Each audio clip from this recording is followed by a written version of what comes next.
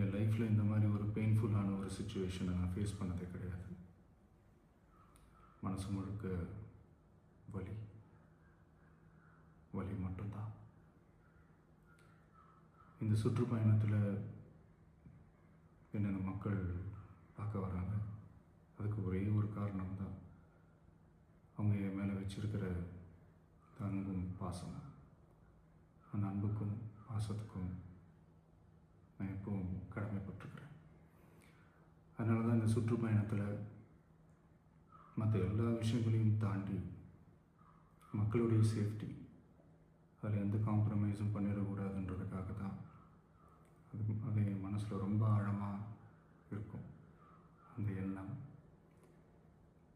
அதனால தான் இந்த அரசியல் காரணங்கள் எல்லாத்தையும் தவிர்த்துட்டு ஒதுக்கி வச்சுட்டு மக்களுடைய சேஃப்டி மட்டும் மைண்டில் வச்சுக்கிட்டு அதுக்கான இடங்களை சூஸ் பண்ணுறது, அதுக்கான இடங்களை பார்த்து பெர்மிஷன் கேட்குறது, போலீஸ் டிபார்ட்மெண்ட்டில் அதை ரிக்வெஸ்ட் பண்ணி கேட்போம். ஆனால் நடக்கக்கூடாதது நடந்துருச்சு. ஆனால் மனுஷன் தானே, அந்த நேரத்தில் அத்தனை பேர் பாதிக்கப்பட்டு இருக்கும்போது எப்படி அந்த ஊரை விட்டுட்டு என்னால் கிளம்பி வர முடியும்?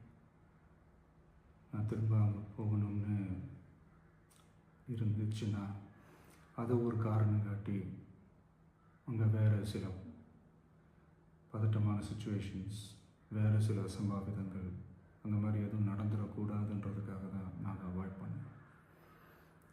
இந்த நேரத்தில் சொந்தங்களை இழந்து தவிக்கிற அத்தனை குடும்பங்களுக்கும் என்னுடைய ஆழ்ந்த இரங்கலை தெரிவிச்சுக்கிறேன். எனக்கு தெரியும், என்ன சொன்னாலும் இது ஈடேயாகாதுன்னு எனக்கு தெரியும். ஹாஸ்பிட்டலில் ட்ரீட் பண்ணிகிட்ருக்கிற எல்லாருமே சீக்கிரமாக க்யூர் ஆகி வரணுன்றதை இந்த நேரத்தில் நான் வேண்டிக்கிறேன். கூடிய சீக்கிரமே உங்கள் எல்லாரையும் நான் சந்திக்கிறேன். இந்த நேரத்தில் எங்களுடைய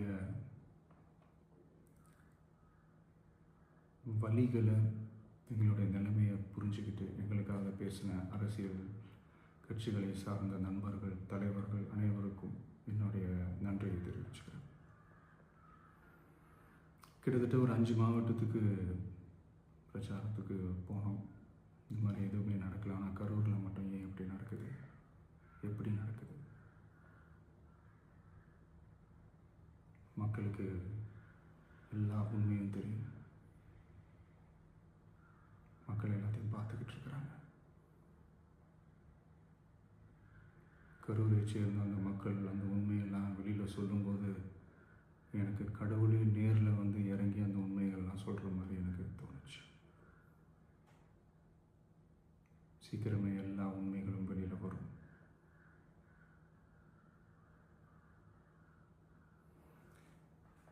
எங்களுக்கு தரப்பட்ட இடத்துல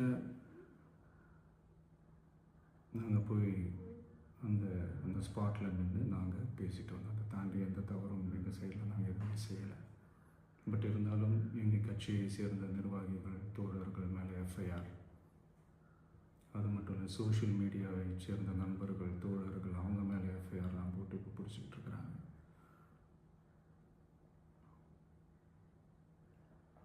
சிஎம் சார், உங்களுக்கு ஏதாவது இந்த பழி வாங்கணும் அப்படின்ற எண்ணம் ஏதாவது இருந்துச்சுன்னா என்ன வேணாலும் பண்ணுங்க. அவங்க மேலே கை வைக்காதீங்க. நான் ஒன்று வீட்டில் இருப்பேன், இல்லை நான் ஆஃபீஸில் இருப்பேன். என்ன வேணாலும் செய்யுங்க. நண்பர்களே, தோழர்களே, நம்மளோட அரசியல் பயணம் இன்னும் ஸ்ட்ராங்காக, இன்னும் தைரியத்தோட